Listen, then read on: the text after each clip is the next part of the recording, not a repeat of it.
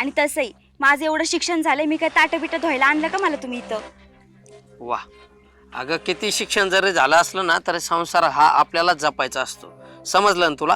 शिक्षण झालं म्हणून कामं नसतात करायचं असं काही नाही. समजलं ना? त्या वहिनी काही कमी शिकलेल्या नाहीत, त्यांचंही खूप शिक्षण झालंय. तरी शेतकरी नवरा केलाय ना, शेतकरी नवरा करून सगळं घरातलं काम सांभाळून वरून आपल्याला सांभाळतायत त्या.